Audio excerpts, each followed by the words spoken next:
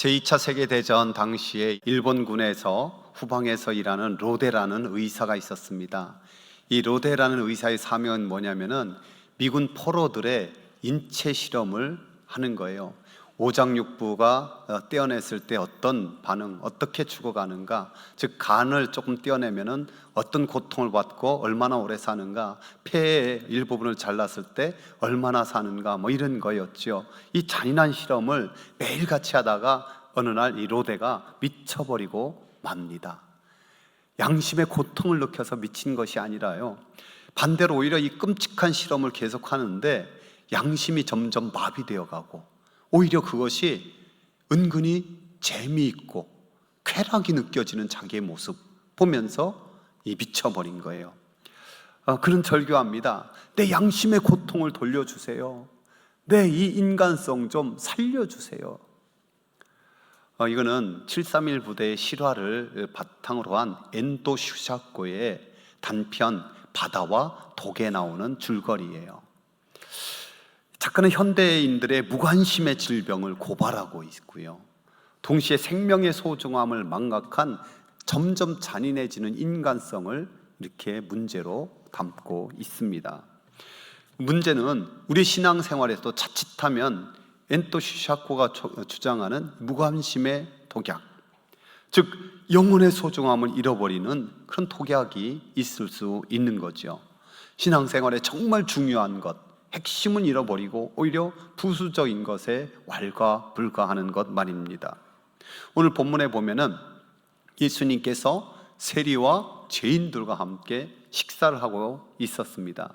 근데 그 모습을 보면서 이 바리새인과 서기관들이 와가지고 딴지를 거는 거예요. 예수는 말이야, 너라도 꼭 저런 인간들하고 노냐? 저런 인간들이 얼마나 큰 죄인이고 얼마나 그 허물이 많은지 그거 모르는가? 이런 게 한두 번이 아니었어요. 대표적으로 여러분, 예수님의 제자 중 마태의 직업이 뭐였습니까? 세리였잖아요. 그 마태가 자기를 주님의 제자로 부른 것이 너무 좋아가지고 친구들을 불렀는데 그 친구가 누구겠습니까? 역시 세리죠. 죄인들이 와서 함께 파티를 즐겼어요. 그러자 제자들에게 똑같이 바리새인들이 말합니다. 어찌하여 너희 선생은 저 세리와 죄인들과 함께 즐기고 먹느냐? 그 중심, 그 마음을 알았던 주님 이렇게 대답하셨습니다. 함께 읽어봅시다. 건강한 자에게는 의사가 쓸데없고 병든 자에게라야 쓸데있느니라. 너희는 가서 내가 긍휼을 원하고 제사를 원하지 아니하노라 하신 뜻이 무엇인지 배우라. 나는 의인을 부르러 온 것이 아니요 죄인을 부르러 왔노라. 아무리 주님께서 삶으로 보여주고 말씀으로 가르쳐도 그들은 주님이 오신 목적조차 이해하지 못하는 거예요. 자기들의 관습에 굳어져 버려가지고 영적인 무감각증에 빠진, 영적으로 돌밭이 되어버린 마음, 그것이 바리새인들입니다.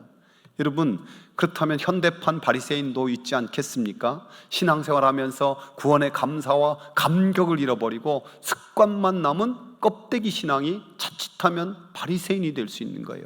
복음의 본질을 상실하고 자기들끼리만 즐기면 된다는 사교 집단이 된 그런 모습도 말입니다. 교회 안에서 잘 아는 성도들끼리만 교제하면서 이대로를 외친다면은 이것이 어떻게 교회의 본질이 있는 그 모습이라고 할 수 있겠습니까? 바리새인들은요, 자기들끼리만 교제했어요.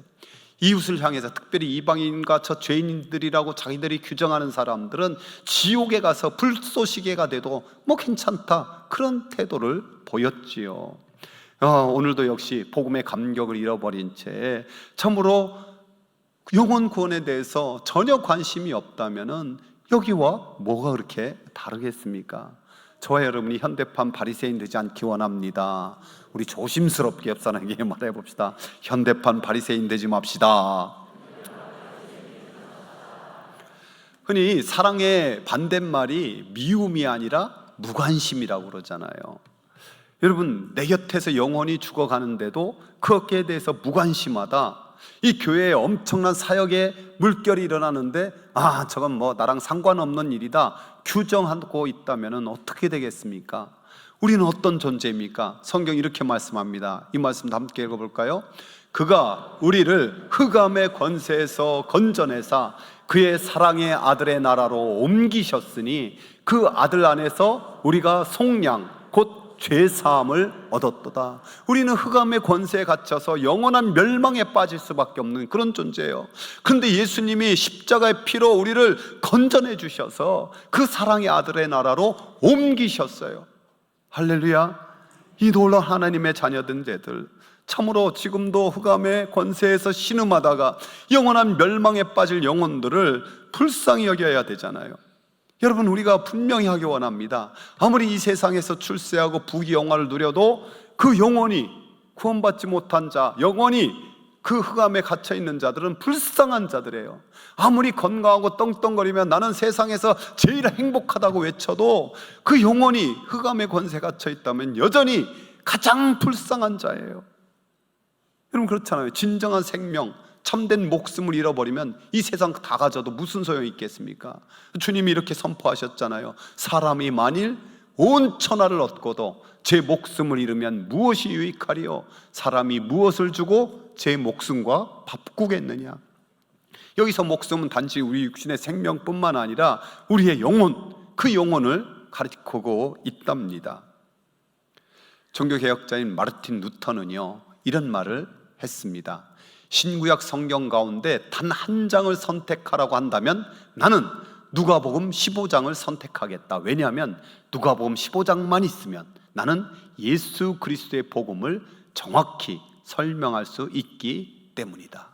여러분이 잘 아는 것처럼 여기 세 비유가 나와요. 잃은 양의 비유, 잃은 드라크마의 비유, 잃은 아들의 비유입니다.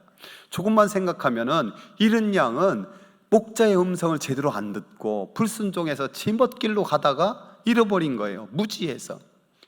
또 잃은 드라크마도 마찬가지예요. 부주의 때문에 그 잃어버린 건 아니겠습니까? 잃은 아들은 더 그렇죠. 불효막심하게 아버지가 죽어야만 줄 수 있는 유산을 당시에 미리 살았는데 그거 달라고 해가서 허랑방탕한 것. 그러니까 분명히 자신의 허물과 죄 때문에 이런 일이 생겼는데, 놀랍게도 성경은 이 세 가지 어떤 경우에도 반역자니 배신자니 그런 표현을 안 쓰고 있어요.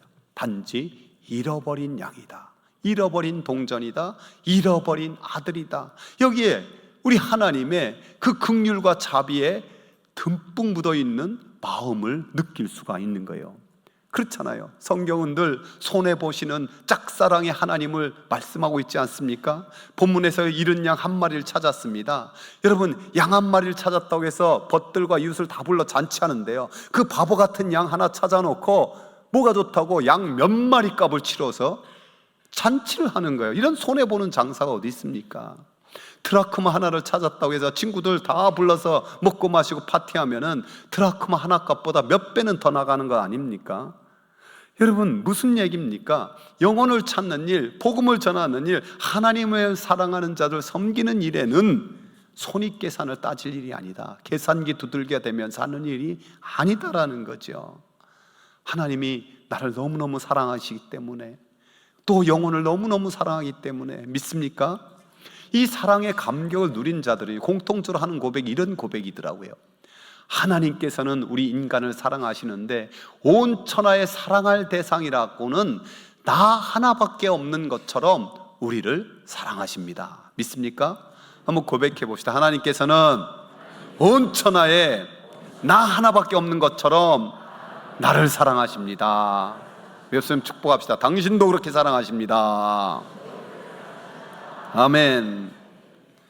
이 엄청난 사랑, 한 사람 한 사람을 그렇게 사랑한다라는 게 오늘 본문에서는요, 문법적으로 보면은 뭐라고 표현할 수 있느냐? 정관사 사랑이에요. 뭐라고요? 정관사 사랑. 즉 여기 잃어버린 양에 더자가 붙어 있어요. 그 양이라는 거예요. 잃어버린 동전에 그 드라크마라는 거예요. 잃어버린 아들의 바로 그 아들이라는 거예요. 여러분, 잃어버린 드라크마 찾았어요. 원래 드라크마는 노동자의 일품삯이에요. 요즘으로 뭐 한 10만 원이라고 해봅시다. 뭐 굉장히 그것도 귀하겠지요. 그런데 그 정도의 의미가 아니에요.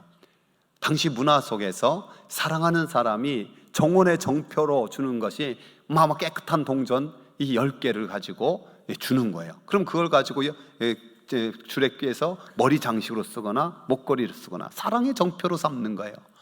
여러분, 그렇다면은 그 중에 하나 빠지면은 이게 큰일 나는 거잖아요. 그거 하나 제대로 보관하지 못했다고 타박받을 수도 있는 일이거든요. 그런데 그거 잃어버렸다고 해서 은행 가서 뭐 돈 하나 바꿔서 채우면 되지, 이럴 게 아니에요. 바로 그 드라크마라는 거예요. 이런 양을 찾아 나갔었어요. 여러분, 그냥 시장 가서 한 마리 채워서 100마리 만들면 되지, 그런 게 아니에요.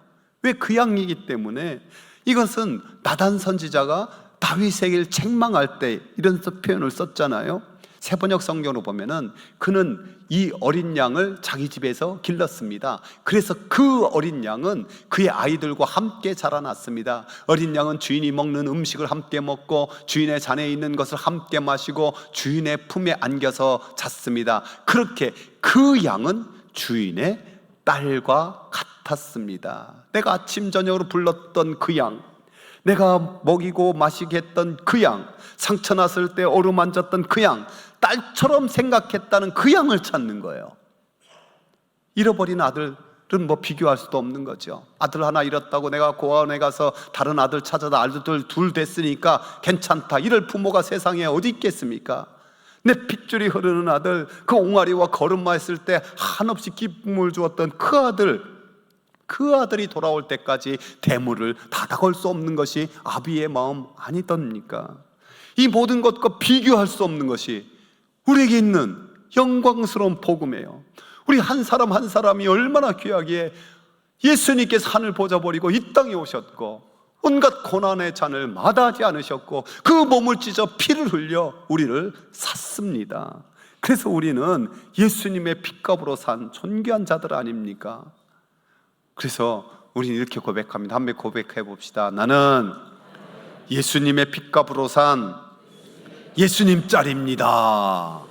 우리 옆 사람도 고백해 봅시다. 당신은 예수님 짤입니다. 아멘. 이 소중한 예수님의 피로 값주고 산 자들이 교회예요.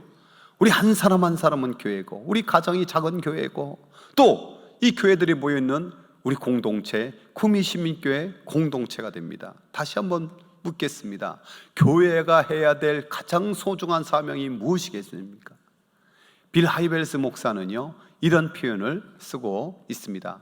교회 공동체는 한 손으로는 온 성도가 한 가족으로 느끼도록 사랑으로 세워가는 일이요, 다른 한 손으로는 세상에 잃은 자를 구원하는 일입니다. 우리가 이 땅에 살아갈 동안 가장 중요한 일은 한 손으로는 우리가 천국 가족을 사랑으로 섬기는 것이고, 동시에 태신자들을 하나님의 품으로 인도하는 일, 복음 전도는 그래서 가장 위대한 명령, 지상 명령이 되는 거예요. 여러분, 복음 전도가 위대한 명령이 되는 많은 이유가 있지만요, 세 가지만 살펴보면은 바로 그 소중한 명령을 나에게 맡기셨기에 위대한 명령이 돼요. 조금 전에 부른 찬송, 주에게 부탁하신 일 천사도 흠모하겠네. 얼마나 귀한 명령이면 누가 흠모한다고요? 천사가 나한테 좀 맡기지 왜 저 부족한 인간들에게 주셨습니까? 이러는 거예요. 하나님은 하나님의 가족이 열방을 통해서 또 곳곳에 다 빨리 돌아오기를, 한 영혼이 빨리 돌아오기를 간절히 사모하잖아요. 이 일을 위해서 주님이 구원을 이루셨고, 이 사역을 너에게 맡긴다, 이 사명을 너에게 맡긴다, 주님 말씀하시는 거예요. 하나님께서 천지 창조하시고 나서 천사와 이런 대화를 나누었다고 누가 상상적으로 말하더라고요. 하나님, 앞으로 태어날 많은 사람들을 구원하여 우리 가족 삼는 일에 누구에게 맡기시렵니까? 하나님께서 말씀하십니다. 내 자녀들에게 맡길 거다. 저들이 구원받았다면 다른 사람에게 구원의 이 소식을 전하도록 할 것이다. 또 천사가 묻습니다. 저들이 하나님의 부탁, 하나님의 명령에 불순종하여서 순히 행하지 않는다면은 그럼 또 다른 계획을 세워야 되지 않을까요? 다른 계획은 무엇입니까? 없어. 다른 계획은 없어. 이 일은 가장 소중한 일이요, 가장 소중한 복이기 때문에 내 사랑하는 자녀들에게만 친히 맡길 거다. 저와 여러분이 그 엄청난 소중한 사명을 받은 자인 줄 믿습니다. 이게 엄청난 것은 바로 소중한 일이기 때문에, 뿐만 아니라 하늘의 별처럼 만들어주기 때문에 저는 우리 모든 성도들 축복해요. 하나님, 있는 삶의 자리에서 선한 영향력을 미치게 하여 주옵소서. 여러분이 직업적으로나 어디서나 그런 사람이 빛과 소금 되기 원해요. 근데 여러분 조금만 생각해 보면요, 이 땅에서 그렇게 사는 것도 훌륭한 일이지만은 영원까지 이루어지진 않잖아요.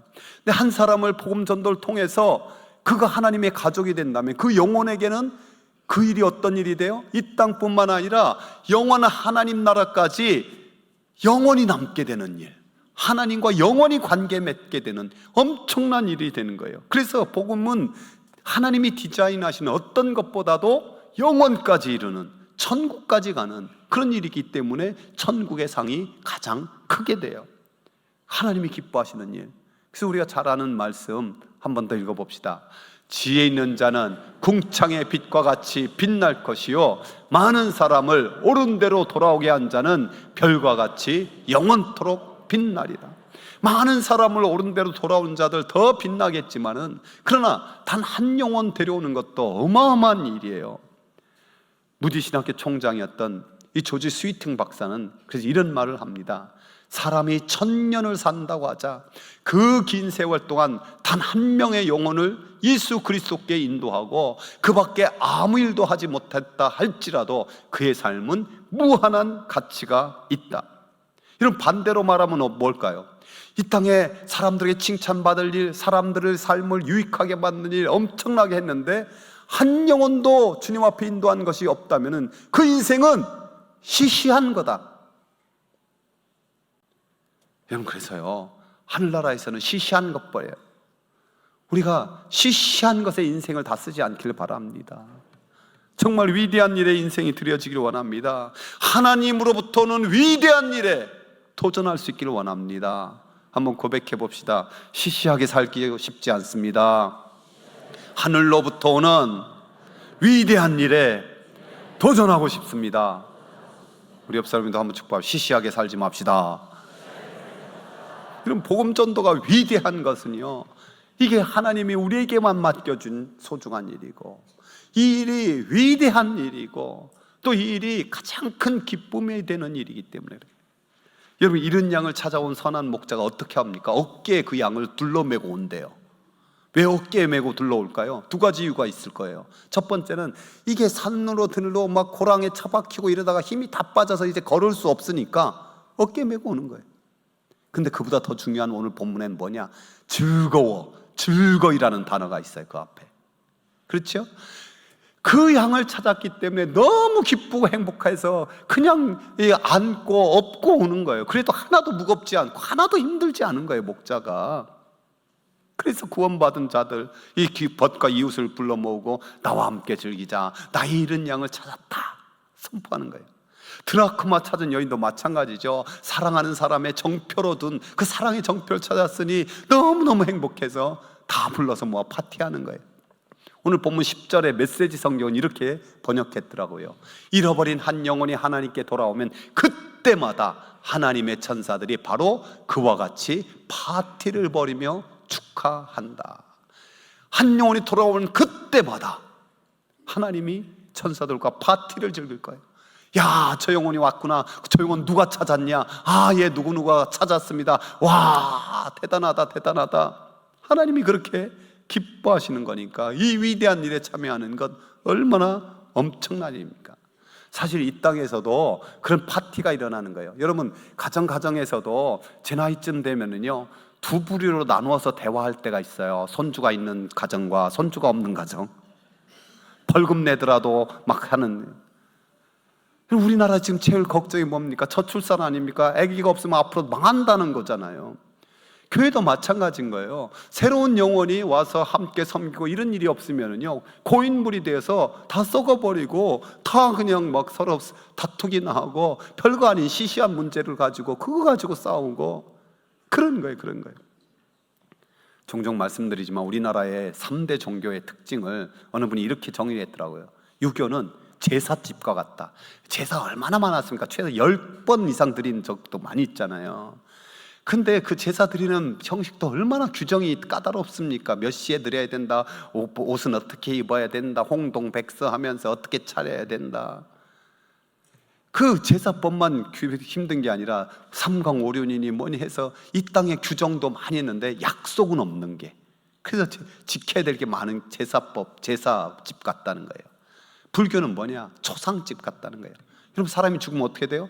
아무리 세상에 많은 것이 있어도 다 놓고 가는 거야. 아무것도 그것처럼 비우고 또 비우고 욕심도 다 내려놓고 그렇게 조용히 떠들지도 말고 잠잠히 있어야 돼. 그게 초상집과 같다는 거예요. 기독교는 뭐와 같아요? 잔치집이 돼. 잔치집. 천국의 잔치가 이 땅에서도 이루어지고, 그래서 항상 기뻐하고 범사에 감사하면서 사랑으로 섬기는 나라, 그것이 우리 기독교의 심령이고 교회예요. 여러분, 잃어버린 영혼 돌아오는 이 잔치집 만드는데 저와 여러분이 드려질 수 있기를 주의 이름으로 축복합니다. 이 오늘 새 비유, 누가복음 15장에 나오는 새 비유의 공통점 뭐냐면 유레카, 내가 찾았다라는 거예요. 이 성경이 쓰여질 당시에 이 유레카는 아주 유명한 단어가 되었는데요, 예수님 오기 전 주전 200년에 잘 아는 것처럼 시라쿠스 왕 히메론 2세가 금으로 새로운 왕관을 만들었어요. 멋진 왕관, 밤에 쏙 뜨는 거예요. 근데 소문이 돌기 시작하는데 저 왕관 순금으로 만들지 않고 은이 섞여 있대. 그 소리를 들은 왕이 기분 되게 나쁘잖아요.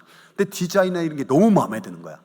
그래서 어떻게 이것을 밝혀낼 수 있을까? 그래서 당시 최고의 수학자인 아르키메데스에게 부탁하는 거예요. 아니, 명령하는 거죠. 이 왕관 모양 절대 털끝 하나도 건들지 말고 이게 순금인지 아니면 은이 섞였는지 밝혀내도록 하라. 그걸 연구하는데 머리가 터질 것 같은 거야. 아르키메데스가 어느 날 그냥 답답한 심령에 목욕탕 가서 붕덩하고 담겼는데 물이 턱 넘치는 것을 보고, 아하, 물이 넘친 만큼 부피가 되고 그 비중이 다른 금속이라면 그 무게도 달라지겠구나. 거기에서 깨달음을 얻고 너무 기뻐서 옷을 제대로 입지도 못한 채 나와서 유레카, 유레카, 내가 찾았다 외쳤다는 거 아닙니까? 네, 여러분, 주님이 한 잃어버린 양, 잃어버린 동전, 잃어버린 아들 찾을 때 더 기뻐 춤추면서 내가 찾았다, 유레카를 더 크게 외칠 줄로 믿습니다. 여러분, 이런 기쁨을 맛보려면 어떻게 되는지 아세요? 오늘 본문을 다시 한번 자세히 보면 이렇습니다. 함께 읽어봅시다. 너희 중에 어떤 사람이 양 100마리가 있는데 그중 하나를 잃으면 99마리를 들에 두고 그 잃은 것을 찾아내기까지 찾아다니지 아니하겠느냐? 언제까지? 찾아내기까지 찾아다니는 거예요. 기도응답 받는 방법은 간단해요. 어떻게 하면 돼요? 응답될 때까지 기도하면 돼요. 인디언들이 기우제를 비가 올 때까지 드린다잖아요. 여러분, 이 잃은 양을 찾는데 이 선한 목자는 언제까지 하느냐? 찾아내기까지 찾아다닌다는 거예요. 여기 들로 번역되는 원어 에레모스는요, 마태복음에서 산으로 번역됐어요. 즉 산과 들 다 번역할 수 있는 거예요. 산이든 들이든 고랑이든 그렇게 찾아내기까지 헤매고 다니는 목자의 마음이 그대로 담겨 있는 거예요.